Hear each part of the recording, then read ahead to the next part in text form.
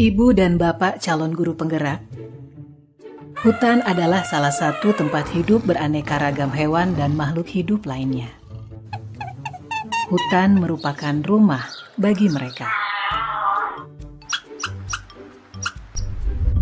Pada suatu hari, Raja Hutan berpidato di hadapan semua hewan di hutan dan mengatakan, "Untuk menghadapi tantangan dunia baru, maka aku akan mendirikan sebuah sekolah. Semua anak-anak hewan yang ada di hutan diwajibkan untuk bersekolah."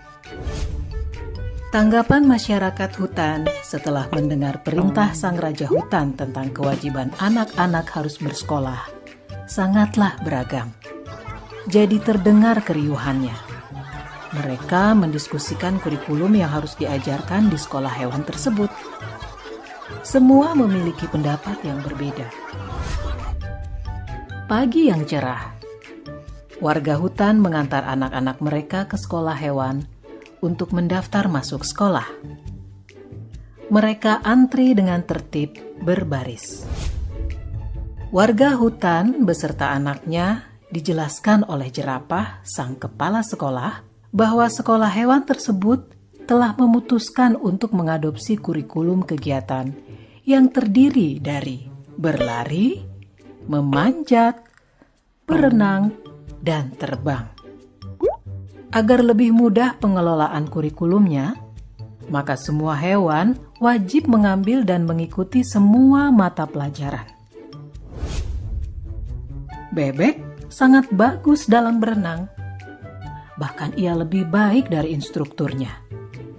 Tapi dalam ujian terbang, nilainya hanya pas-pasan. Untungnya, ia tetap lulus ujian terbang tersebut. Yang membuat dia sedih adalah hasil ujian berlarinya. Ia mendapatkan nilai yang sangat buruk karena dia sangat lamban dalam berlari.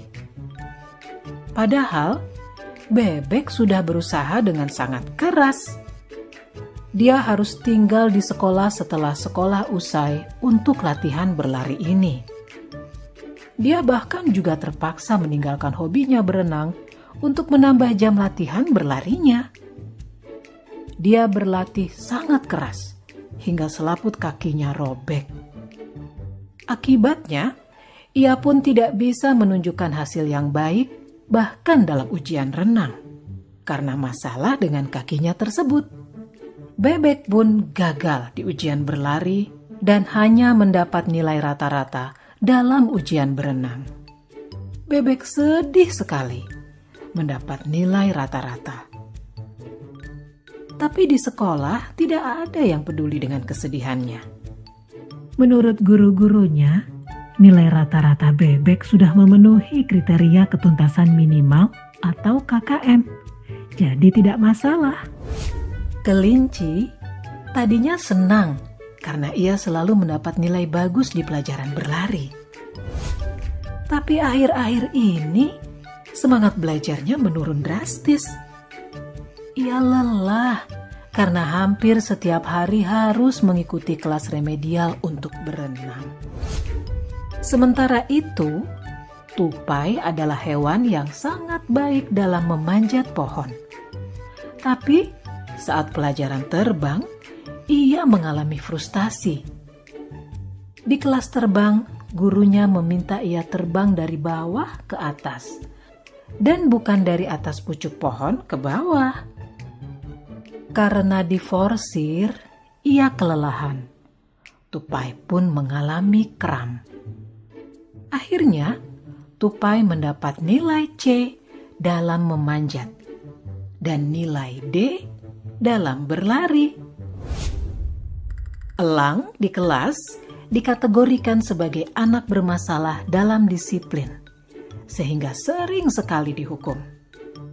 Di kelas memanjat, ia selalu mengalahkan semua hewan yang lain dan sampai ke pucuk pohon terlebih dahulu. Tetapi, ia bersikeras untuk naik ke atas pohon dengan menggunakan caranya sendiri. Menurut elang, yang penting adalah tujuan akhirnya. Ia akhirnya juga tidak lulus. Walaupun gurunya sudah memintanya untuk terbang dari bawah, ia tetap tidak mau mendengarkan. Psikolog sekolah mendiagnosis Elang memiliki oppositional deviant disorder, gangguan oposisi menantang. Rencana modifikasi perilaku yang ketat pun lalu dikembangkan untuk elang. Pada akhir tahun, seekor ular yang kebetulan bisa berenang sedikit, berlari sedikit, memanjat, dan terbang sedikit, memiliki nilai rata-rata tertinggi di antara para hewan. Sebagai murid yang dianggap terbaik, ia diminta mengucapkan pidato akhir tahun mewakili hewan-hewan lainnya. Anjing-anjing padang rumput memutuskan tidak bersekolah karena tidak ada kurikulum menggali. Para orang tua anjing kemudian lebih memilih mengirimkan anak-anaknya untuk magang kepada musang, sambil terus mengkritisi kebijakan sekolah hewan.